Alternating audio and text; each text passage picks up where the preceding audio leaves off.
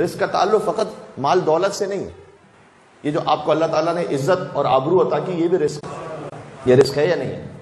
اے خدا تو مجھے رزق میں عطا فرما وجاہت، عزت اور آبرو اپنے نزدیک بالحسین فی الدنیا والآخرہ. امام حسین السلام کے صدقے میں دنیا اور آخرت ہے. یہ آبرو اللہ نے جو عطا کی، یہ علم جو اللہ نے عطا کیا ہے، سوچ عطا کی ہے، عقل عطا کی ہے، یہ سب رزق ہے یا نہیں ہے؟ علم بھی رزق ہے.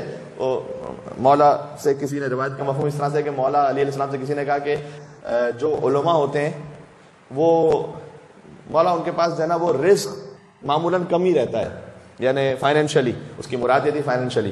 تو حالانکہ اب ایسا نہیں، اب تو لوگ باقاعدہ دوسری طرف سے طنز کرنے لگے ہیں کہ بھائی پتہ نہیں کتنے مولویوں کی جیبیں ہوتی ہیں کہ ختم ہی نہیں ہوتی. تو میں اس طرف تو نہیں جانا چاہتا، لیکن اس نے کہا کہ مولا یہ عام طور پر ہم نے دیکھا ہے کہ علماء کے پاس جو رزق ہے وہ کم ہوتا ہے، یعنی اس کی مراد تھی مادی رزق، فائنینشل.